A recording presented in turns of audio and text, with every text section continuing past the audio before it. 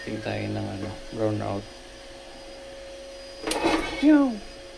Bali ito, hindi napapatayin yung sa meter. Mag-ano naman yan dito.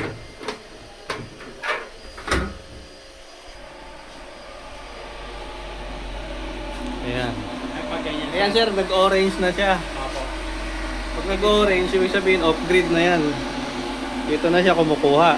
Sa lahat yan ay pila lang. Oo, pero di siya makakatipid. Kasi bawa, pinag-tastingan mo lang na ganun, ganyan mangyayari. Yan, makita mo naman pag may power yung backup. Dito yung backup eh. Okay. Wala, ilaw, dilaw. Dito, anong itsura dito? Kaya buksan natin. Ayan, pag binuksan mo siya, ganyan siya. Ganyan lang naman siya. Wala namang gagalawin dito eh. Ano ba yan sir? Wala naman. Ah, ito? Ito po. Ito? Ah, wala naman nakakabit. Kasi ang isa. Ito? Ah, ito? Wala, bypass yan.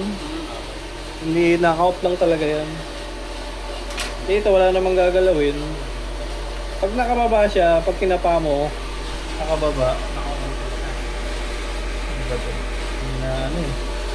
Ibig sabihin, naka-on. Tapos dito naman, pag yan, nakadiretso rin siya. Hindi naka-on.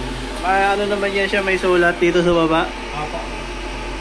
Kung ano mo yan, on, off.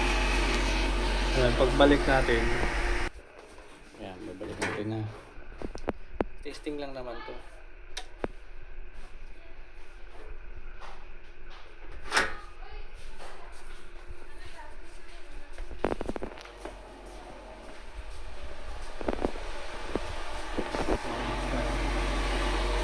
Ito parang contactor to, gagawin yun eh. Bush.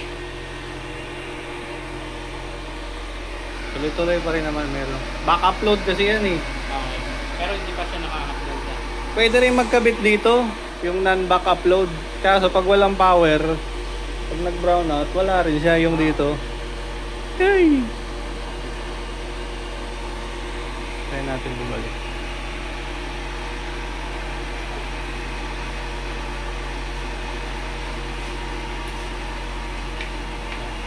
Ano na sir? Oo. Ano na yun dyan? Okay lang yan. Binotas mo pa yung ngero? Ayan ka lang ko ng 2 dahon. Nilagyan ko ng kumit dito. O si Boss Marlon, no? Pang malakasan.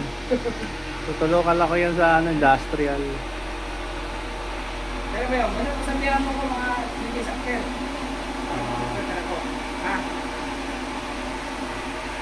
Baka kaya pa dun sa isa eh. Ayan, nag-green na. Tumapak na yung contactor. Hindi lang natin makita eh. Matakit kasi. Ay! Ayan, nakalubog yan oh.